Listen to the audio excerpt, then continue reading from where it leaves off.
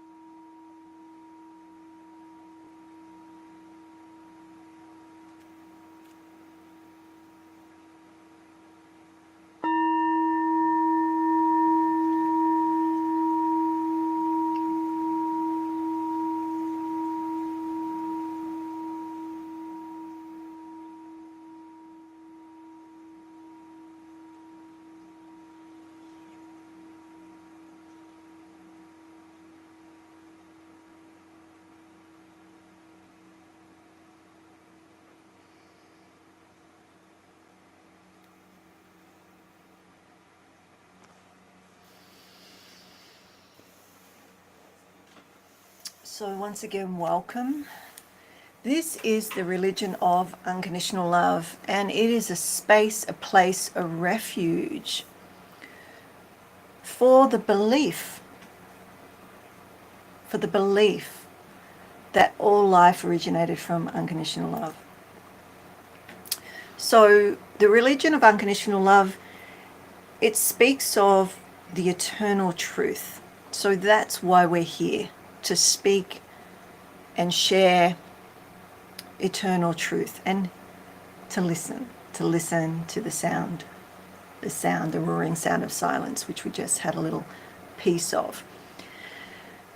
And all of this existence springs from that one source, that pure, boundless love. And as ministers of this truth, we recognize that divine spark in all beings, in every one of you. Those watching from all the platforms all over the world and beyond. And this is about transforming separation through, some might say, radical acceptance or acceptance. So we're accepting. Yeah. Accepting it like through an understanding. So when we start looking at truth about what life is, and we can say that, truth is love and fear. Both are a part of life. And when we start acknowledging that truth, that is actually believing in that truth. We're actually starting to believe that unconditional love accepts both the love and fear of life. And it's how we start to understand that and how we see that in everything that allows us to move forward in an unconditional way. So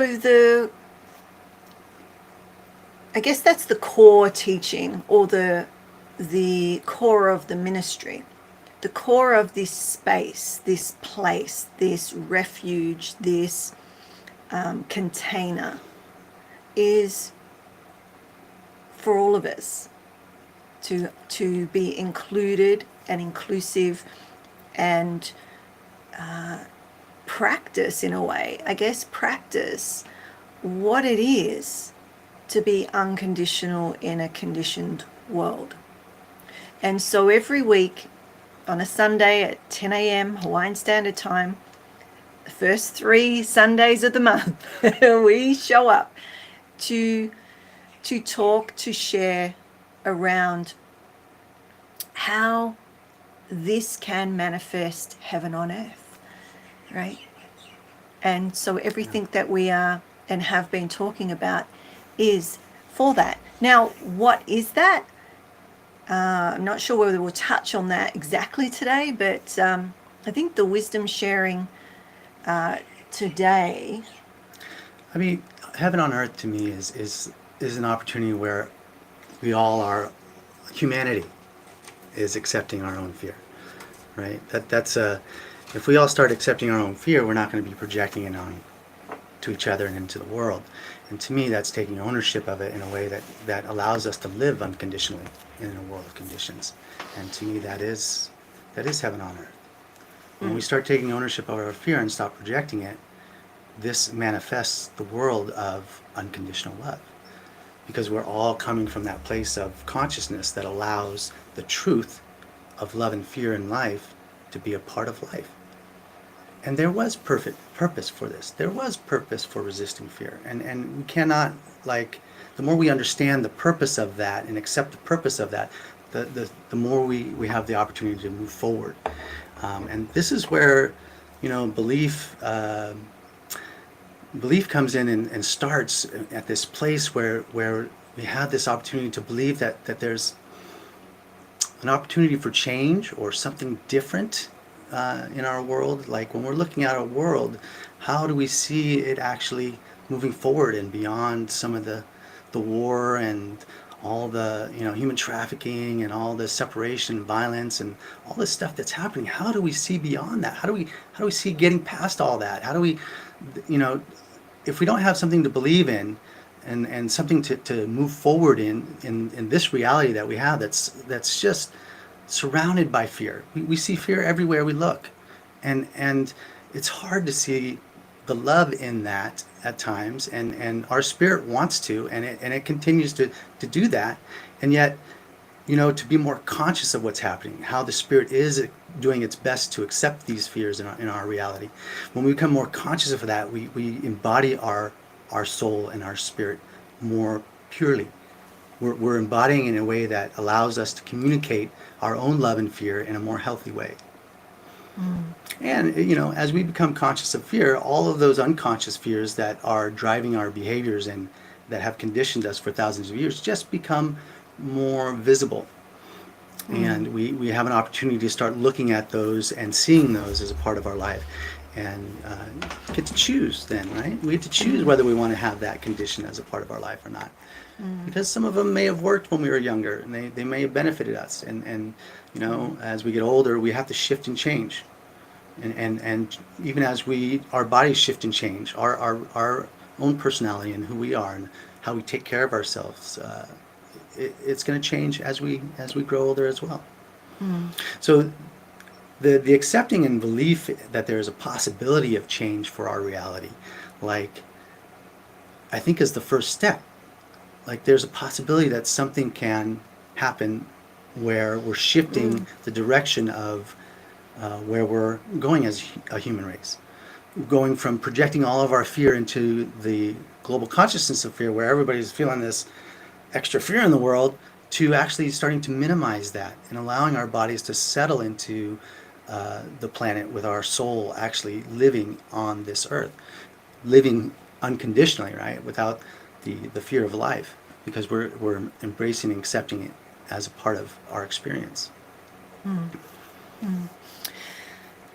Yeah, so belief. And I guess we're going to continue to sort of weave and waft that through. Yeah. We talked about it a few weeks ago in a slightly different way, but talking yesterday, it seemed important to emphasize why we're here, and why this container is here, whether it's you and I or somebody else. The container is the space, the refuge, the sanctuary for. And for 28, 30 years, practicing at trying to share this understanding of unconditional love with people without a container, because it doesn't really need a container. Unconditional love is unconditional love. The only reason it needs a container is so that we have something to point at together. If we're just in unconditional love, all of us, and we're not acknowledging it as that's what's happening, then there's no opportunity for unity. When we have a container that people can say, yes, this is unconditional love. This right here brings people together, because now we're all talking about unconditional love. No matter what religion, no matter what belief system, science, all of it has unconditional love in it. And as we start to share more of how we see unconditional love in all these different aspects of life, we begin to see life as unconditional love. And that right there is the beginning of sharing in the revelation that is heaven on earth. The heaven on earth that's always been here. It's always been here, yet the veils or the fears that keep us from seeing that are all the conditioned behaviors that have come about through our evolution as a human race. And as a human being, even in our own lives, same thing happens. When we're young, we're the closest we are to unconditional love. And as we start growing and adapting to this environment, to this reality, we build our own protections, our own expression to help maneuver and navigate this reality of all this fear happening everywhere. Keep talking. I don't know why that popped up. Yeah. There we go. So, in saying all of that, it always comes from, what we've discussed through the week or what's come up in one way or another. And where to start, in a way, that belief was something that I was sort of saying, because, I'm a social scientist. I'm asking the why all the time. Even of myself, I'll say something and then I'll say, okay, why is that important? So I say to you all the time, when you make a statement, I'll say, but why is that important? Why is it important for you to be here, all of us? Why are we saying and doing what we're saying and doing? Yeah. And then we can choose whether that's something we want to express or not, right? Yeah. So we can just be showing up and saying whatever we want, right? And not understanding the why of it, right? This unconscious expression that probably comes from a need or a want to be seen or heard or whatever it is, an adaptive strategy, right? So, or a protective, conditioned behavior.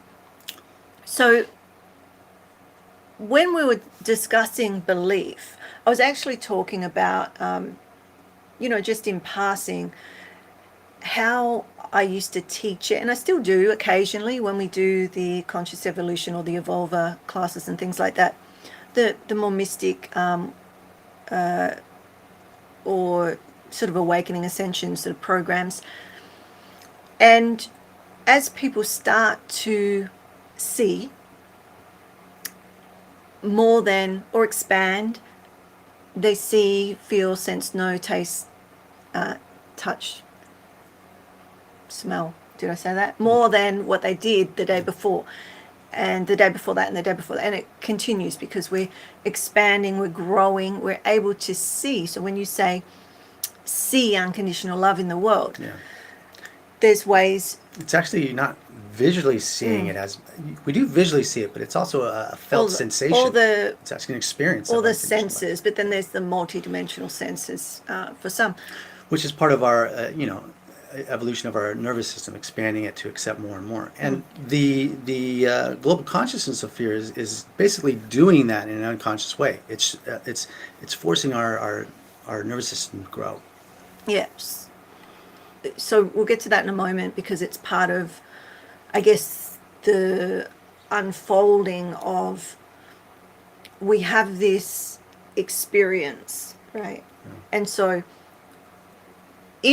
and I may not be talking to all of you right now, so bear with me, but it's a little story to explain something that I've seen in myself and in students and even in my lineage of my children and grandchildren. That as we start to commune with more of what's here, aka spirit, in the multitudes that word entails, it can be frightening, right? So I was telling it, Kiyose, the other day about how I train people. So just in a nutshell, it's like when something comes into your world or into your life or into your field or into your vision, right? All of the above, and you get scared. How do you work with the fear of possibly seeing spirit, seeing, some might say ghost, some might say, I don't know, whatever it is. What do people call it? I just say spirit, right? Aspects of self, even higher aspects of self that may come into your field, and you may feel it or sense it or know it. You may see it, and it feels frightening. Hey, Lisa. Sorry, I had to say hey to Lisa. It feels frightening. So just to let you know, wherever you're watching from, we can see the chat on all the platforms. So it pops up on the system. So yeah, feel free to say g'day or make any comments.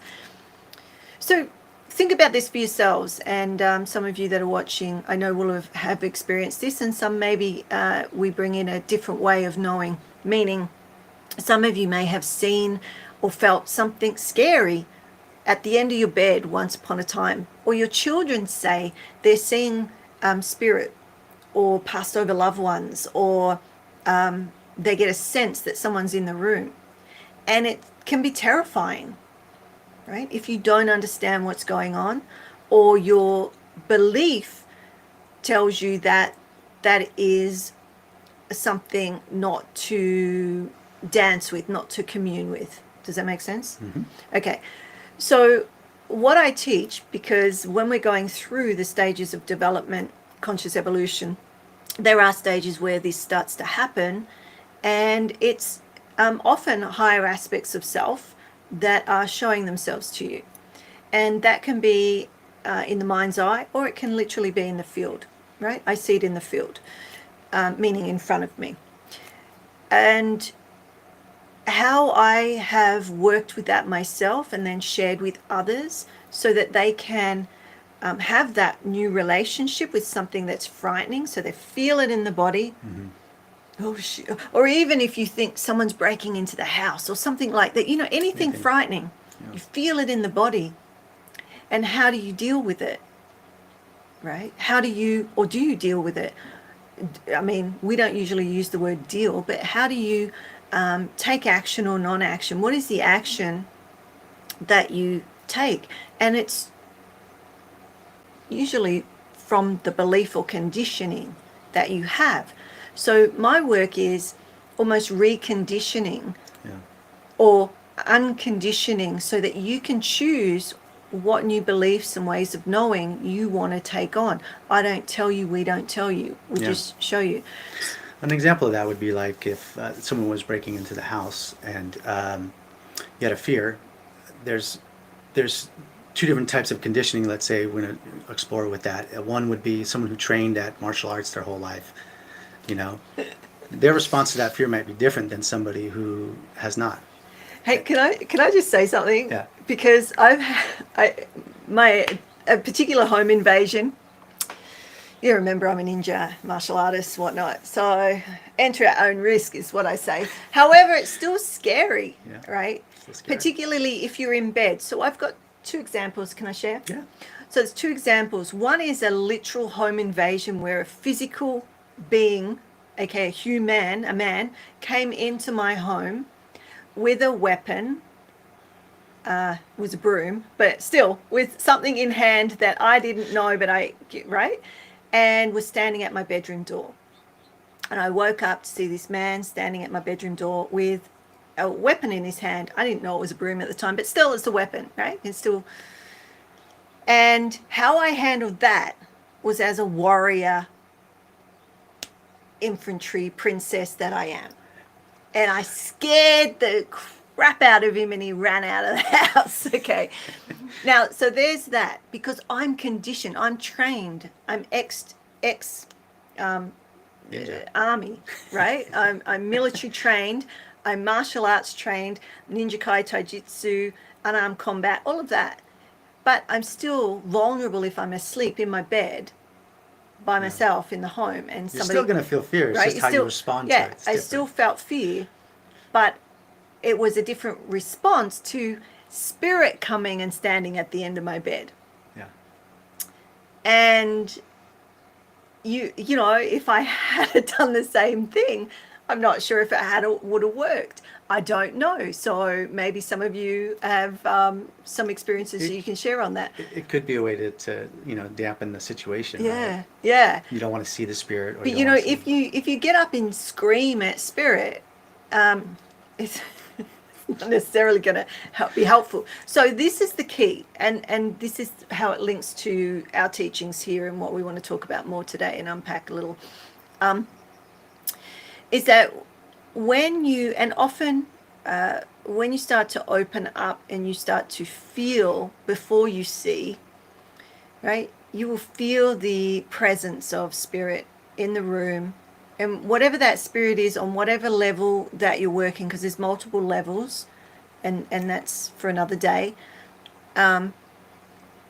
So meaning, passed over loved ones or other higher aspects of yourself, or, the great mother or certain deities and whatnot, like whatever you believe, it's all welcome here. But for me, because I was opening up so much that I saw and heard so much, it was overwhelming for my system, and I would get scared.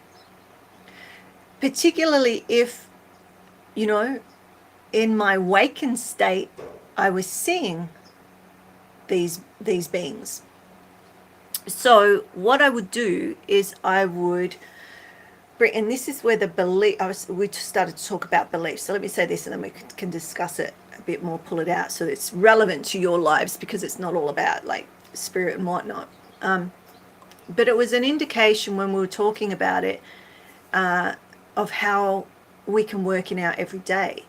So something that we're not sure what it is or how it is or why it is comes into the room, and you feel that sensation in the body, and you might even freeze, or you might fight, right? So when the man was at the end of my bed, I went into fight. I was getting you out of my house. I didn't even touch him. He fled. Yeah. Because of the power that came out of my voice. You know, there was this strength of like, I was a roaring lioness, and he legged it. If he hadn't have, then who knows? Maybe my, who knows? Thank goodness. Good for him, he didn't. But with something that is ephemeral, you can't touch, you know, there comes another sort of fear. Well, maybe there is. So I'm going to say, for me, growing up, I always had a fear of spirit. It scared me because I saw them. And I heard, like, so I shut it out. So if I see something like that growing up, I'm going to push it away. I'm going to try and, like, not commune, not dance, not, it's like, no, right? So as I got older and it started to come back in, there was an opportunity there. So my conditioning came in, holy, you know what, no, right? And then it was like, if I go into love, then it dissipates the fear, or it merges with the fear. So let's pull that apart a little bit. Yeah. So the idea is that when something frightening comes up, and it's not everything, sometimes you've got to fight. Sometimes you do. Sometimes you don't. I mean, it's you believe. Fighting could be just saying something, Yeah. really. And it doesn't Yeah. have to be aggressive. It Yeah. doesn't have, it just means you're standing up for yourself in some Yeah. way. It could be to walk away. Could be to walk away. But there's an action. Let's just say it that way. There's an action, right? Whether and non-action is still an action. You're choosing It's a to freeze. not respond or Yeah. or whatnot. So so the process is that that I would teach for spirit and whatnot is that when you're frightened, you have images that you practice having in your mind's eye. And to start off with, you would have photographs of something you love, and not necessarily a person. And I generally say not to be a human, because humans have so much baggage and connection and, you know, and whatnot. Animals, nature, a particular photograph or artwork or something that stirs something, that you can get to that place. And it's a practice. I had one of my dogs, and even saying her name now, I see her little face. And there was something about her that would instantly get me to that. And it was really because she was unconditional love. And when I saw her, she just, I mean, her life, she was a human, you know, it was, she had a life, let's just say. And so that would be her. So whenever and it wasn't very often, because once you get that practice, it just becomes what you do. See how it's a new conditioning? Yeah. There's a belief there, though, that she had to have that everything was love. Yes, because she's applying love to the fear, saying yeah. that there's still love there. Yeah. So the belief that she had to have is that it's all love. Well, even the fear. even before that. So let me just break this down, then we can pull it apart, because there's even before that. Remember, we were sort of having this debate the other day. We're just sharing the debates that we have, because, you know, so that's the process that before, well, this is like 30 years ago, probably at least 20 years ago, because it was in that particular house. And this is the process that I used when I was going into that frozen, what is that, in my bed, right? You freeze. And I would close my eyes and attempt to get to that state, a particular state. And if I couldn't, I would do that, and I would turn my back away from whatever direction that may be in. Now, all these years later, that's what I would suggest. If there was a tsunami or a volcanic, whatever, right? There was no way to get out of anything.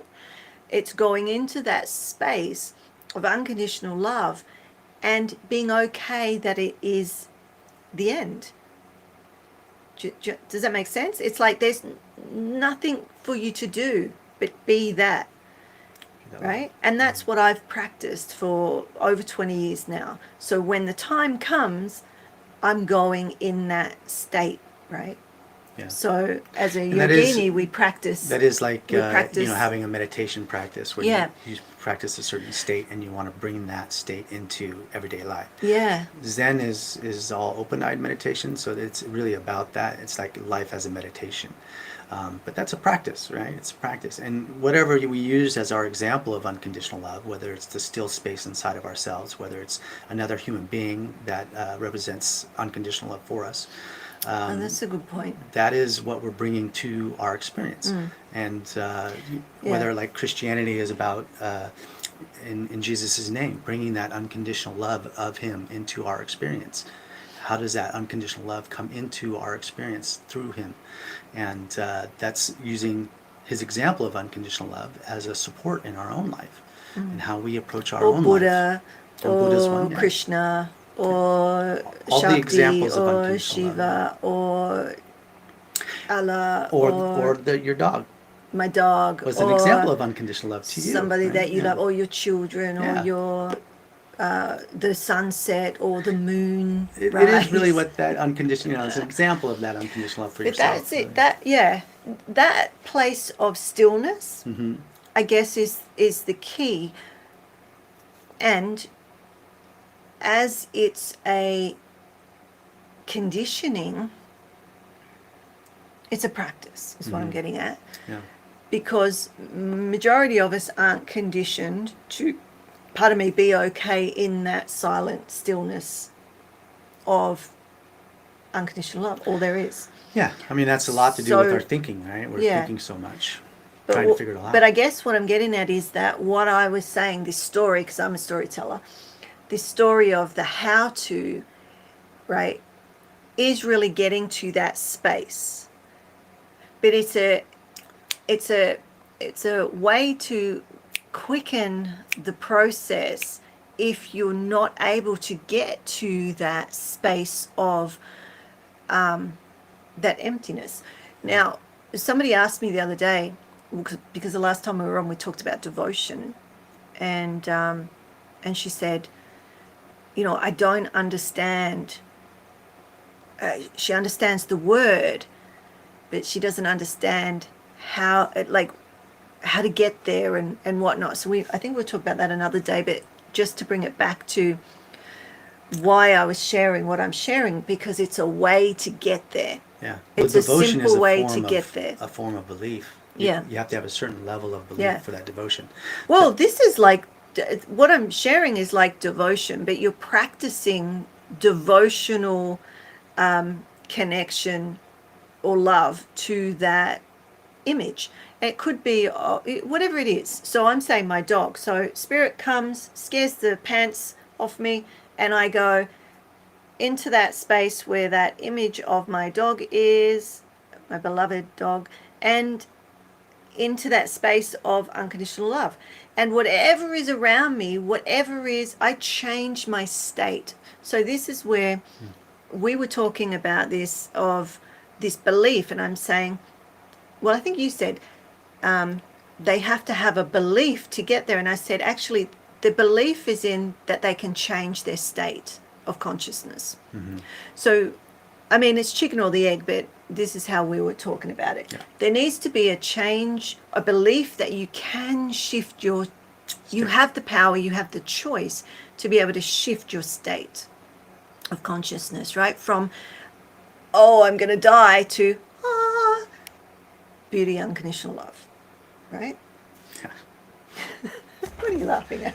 Just that fast. It's just that easy, really. So the belief that we can It change is. our state. So, and then the seeing, we talked about the story, and then the belief in fear.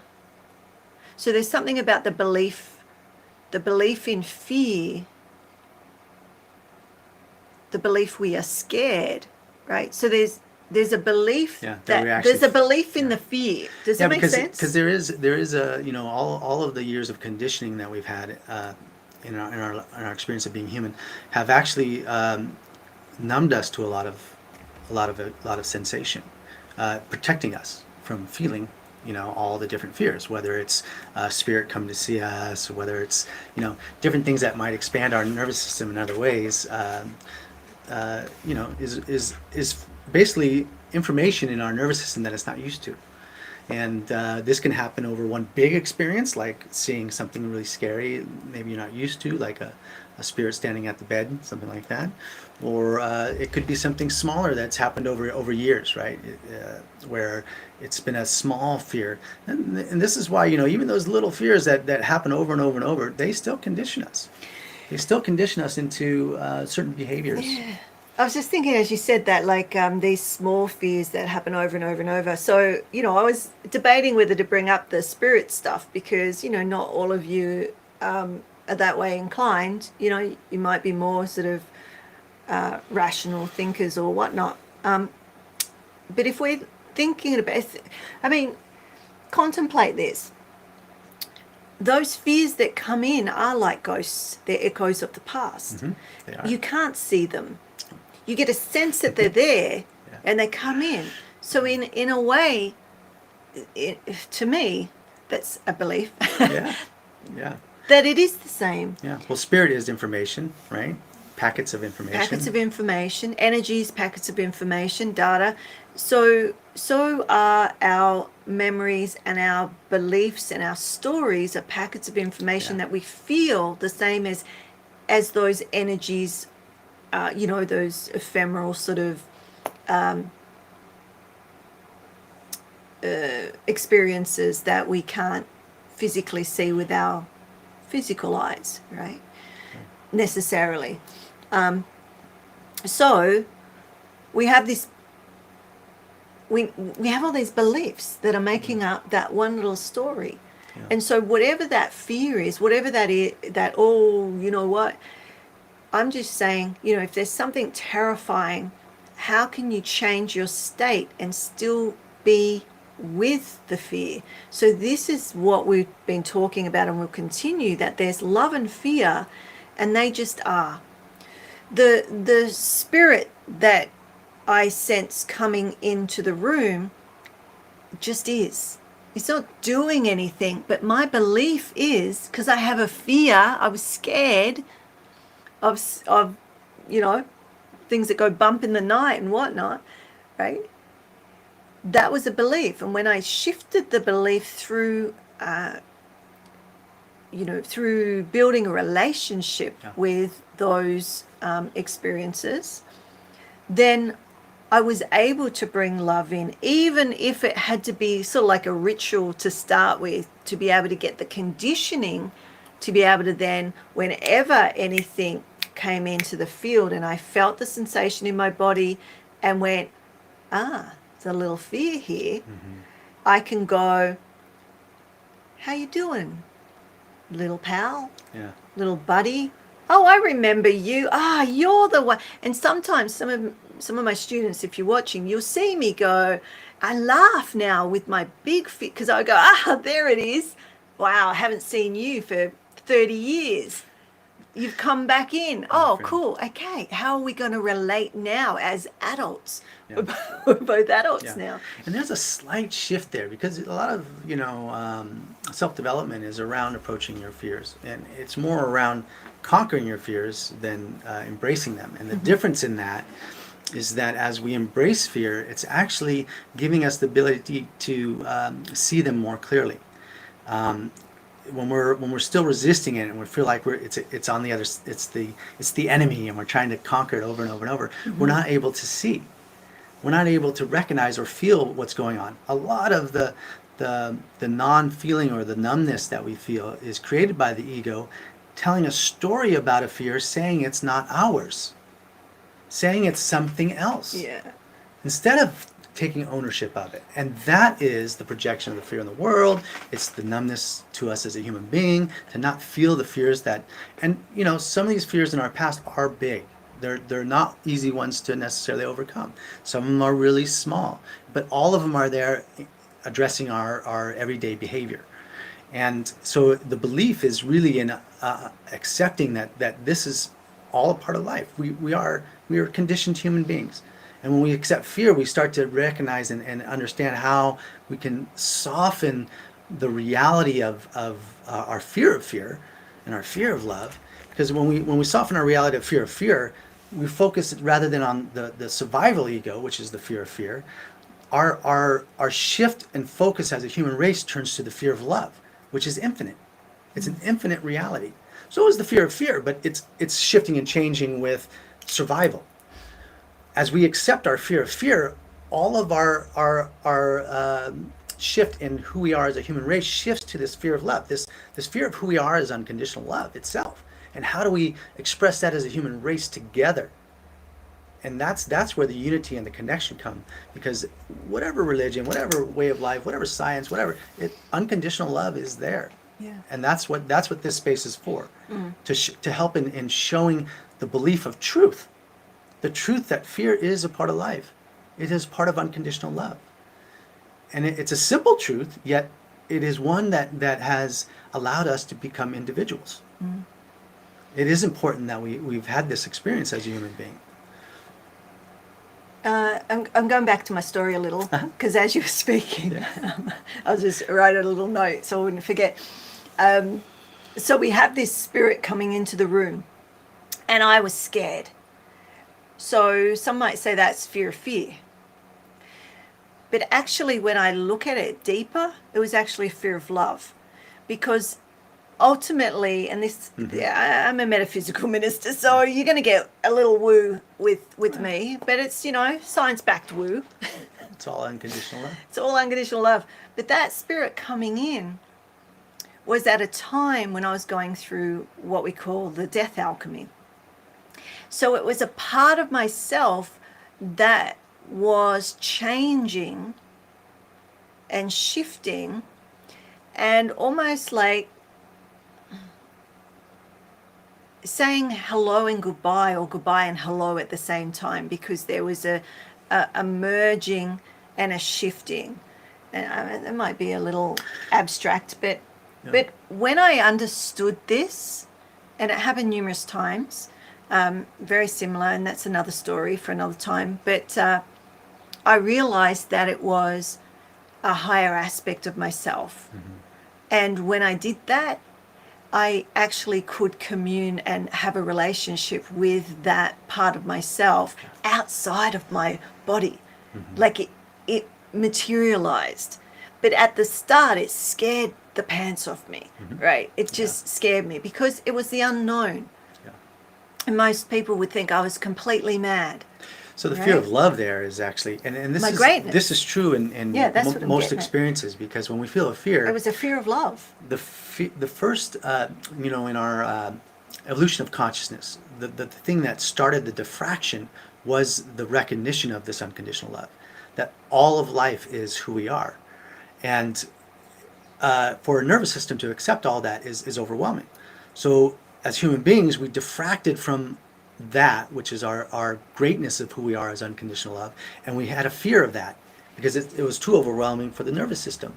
And in that overwhelming, then dropped into the behavior of the fear of fear, because we no longer trusted the experience as us. So when I feel a fear in my everyday life, I accept it as myself, as information for me, and not blame it on somebody else. I accept the fear for myself, and then I have the wisdom and the knowing of how to respond from that place of understanding. I love that. I love that, because you're talking about human beings and I'm talking about other beings, but it's the same process. Because they're all unconditional love. We're all a part of an aspect of who we are as unconditional love. And, you know, what keeps us unique and individual is that our expression is created by what we experience in this lifetime. So it could be anything. It could be a spirit. It could be an individual robbing us, you know, coming in and breaking in our house. It could be these experiences that we don't want, but they're a part of our reality. And as we embrace them, we get to see how to shift and change that because we understand it better. When we understand life, we have the ability to shift and change our reality. Well, understanding life, so understanding how our conditions and beliefs have enclosed us in this vessel and navigate the map that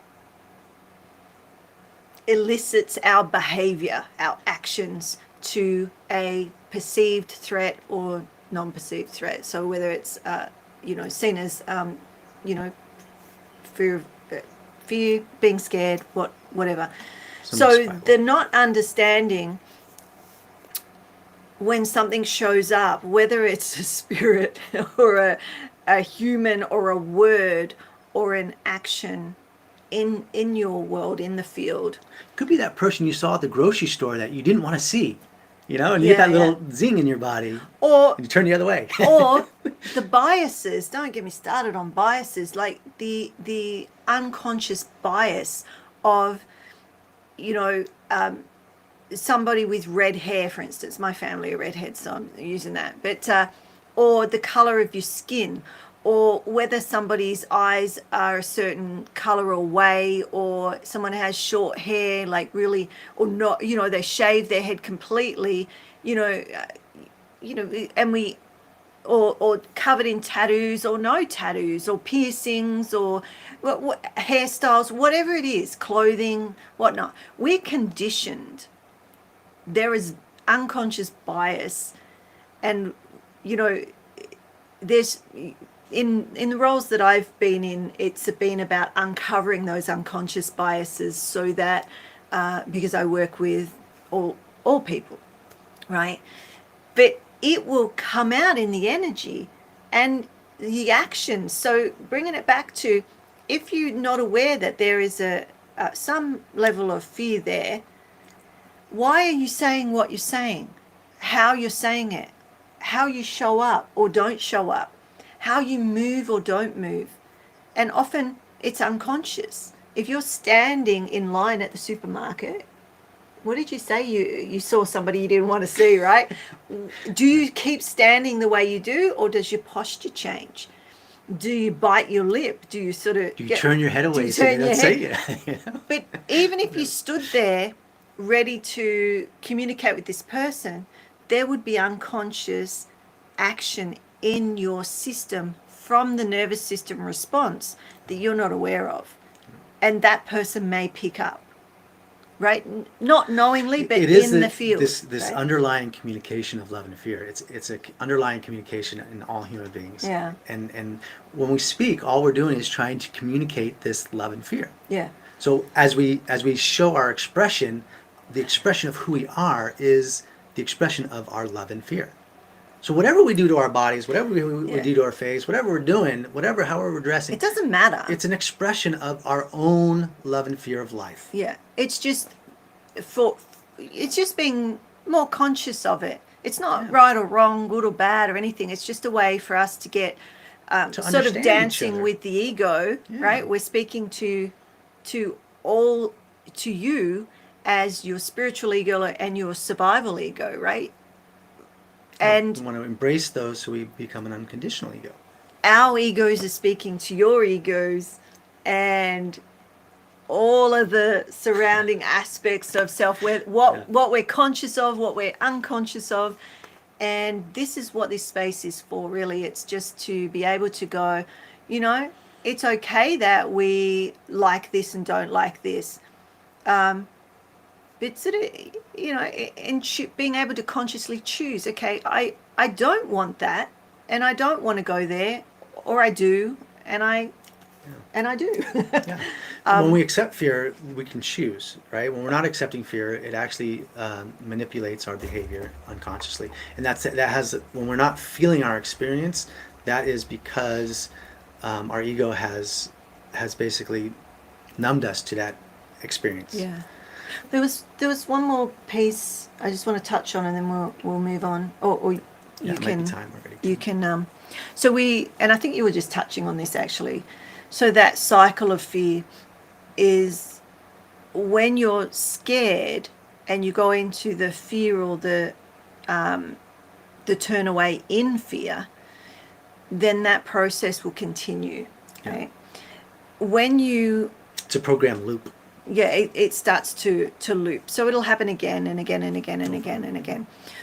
When you have an experience of fear or you get scared, there's a trigger of some description, and there's a constriction, and you are conscious of it and do a process like I sort of shared earlier of bringing love or changing the state. And that might be through, there's all sorts of ways to do that: breath work, movement, an image. Like there's so many ways of changing your state really simply, but it's a practice. Then you're less likely to be continually looping, but you still may, because you haven't fully consciously met the fear with love, right? You're starting to train to meet. Would you agree with that? Consciously do it, yeah. Yeah. Because we're always unconsciously doing it. Yeah. We're always accepting fear. It's What how I we mean move is, through life. what I mean is, in the so something. So the being comes. I go into love, turn my back, right? Yeah. And it's going to happen again because I've met the fear with love, but not consciously. Do you get what I'm saying? Yeah, exactly. Right. So the next phase. It means that she saw it, and because she felt it, there's a little bit accepted, right? Yeah, but it's not conscious. It wasn't conscious. But didn't sit with it to really get it all. It's like it was just that little bit. That's it. Well, to break down even a little more, it's that something scary happens. I want to get out of that scariness. Yeah. So I know the way to get out of it, but I'm not accepting the fear of fear or fear of love. Yeah. The next level is there's constriction, which is the nervous system goes, you feel it, you feel the sensation in the body, and you go, oh, I'm scared. Yeah. Or you see it, you feel it, and you go, yeah, I'm scared. And this is why I can smile in the face of that, because I'm going, oh, that's fear. That's fear of love. Like, there it is. Woohoo! I get an opportunity, right? But you can be in that.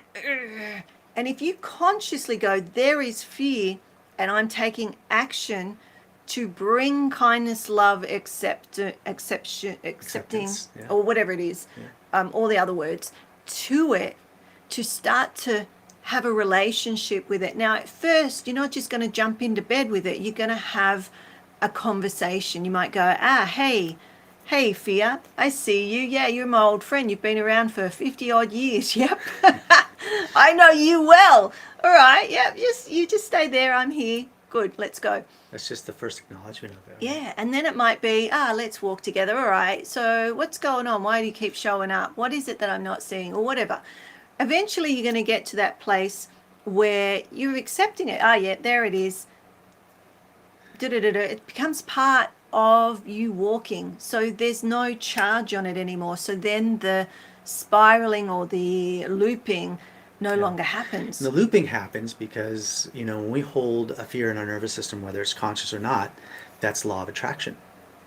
It's going to keep coming back to us until we resolve that fear out of our nervous system, until we accept it. That's why we have the same experiences over and over. And maybe it may not look alike, but the fear will be the same. The fear will keep happening over and over and over until we're embracing it. All those fears are just bringing the lessons we need in this life to learn to be able to express ourselves unconditionally, to be able to live as an unconditional soul. So if we're not consciously addressing it, there will be a force, right? A constriction where there's what I said earlier, you can't see a way out, right? And if you can't see a way out, and you're not feeling anything, then you know you're conditioned, right? There's a conditioning there that like there's no way out of this situation. Like when we look at our world today, how do we get out of this situation?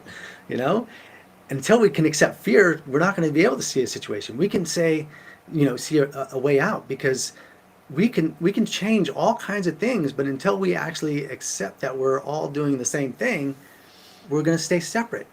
We're going to fight for our conditioned beliefs. We're going to fight for that because it's individuality. When we actually start to acknowledge that we're all really doing the same thing, we're just doing it in our own way, and this container is something that says, yeah, that's what's happening there, and then that gives a place for people to come together, and making it a reality, an actual container that we can share and also promote and give it its own life in this reality through financial support. This actually helps it grow into this world, growing unconditional love into the world through the understanding of it, through the understanding of how it exists in this world of conditions, and through your donations and your opportunity to share in this movement of unconditional love, to be a part of something that has the opportunity to shift our world in the direction we're going from projecting our fear into the world, this global consciousness that continues to grow. We have an opportunity to shift this direction through understanding and accepting fear as a part of life, and loving all of life, just as it is to start. Because when we can accept life where it is right now, we have the answer. If we don't accept it, all we see is the fear. And that has been my practice of accepting all the suffering, right? Even though I know it's not for one person, my practice was to accept all of it so that I could understand it. And through that understanding came the fear of fear and the fear of love, the ego, the understanding of how we are trapped within this conditioned reality. And the way out of it is simply to accept fear. And that's not always so simple. And that's why we are here, to help hold a container and a space so we can practice together. Yeah. So if you'd like to make a sacred offering to the house, the religion of unconditional love, for that movement of love across our world, there's a what do you call those? A Q code on the page, or there's a link that you'll see at the end. But before I guess we should wrap up. Mm-hmm. Yeah. So we'll give you a moment if you'd like to do that. It's tax deductible, but it will support the movement going forward. Sharing unconditional love with more people. Yeah. And we will do a return to silence. Is it about time for that? Yeah. A return to silence, our, I guess, closing ceremony, where we get to sit together and we do the gong and a little blessing and complete, and then you'll see at the end that there's another link, but there's the QR code if you want to scan that and be part of the movement, because the movement isn't us. The movement isn't us. It's us. It's all of us. It's for the That's world. Unconditional love. That's it right there. Yeah, it's not very pink today. It's not very violet today, but it's still there. So, You want to ring it today? So we'll ring one gong today and just let it go down into silence, and we're going to sit in grace together for a little bit, and then we'll close out with a closing video. So grace is sitting in unconditional love and just allowing, I say, to drink from the water of of love, of unconditional love, and sip it, drink it, scull it, as much, whatever you want to receive is present in that state. So it's another way of practicing to be in that stillness, in that silence. Yeah. with their with that. So And we're going to do it together as well, which yeah. is So we'll sit in more the powerful. container, and then after that, we'll do a little blessing and end. Okay.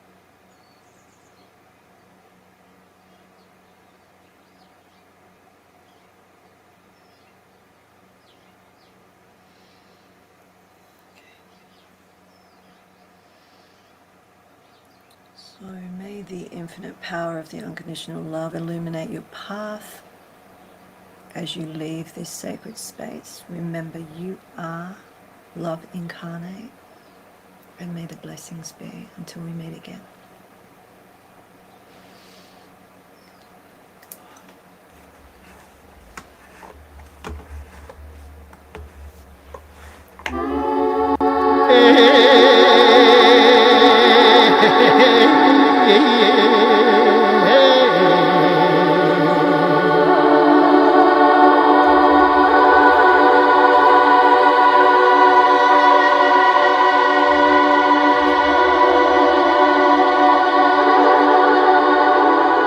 Hey.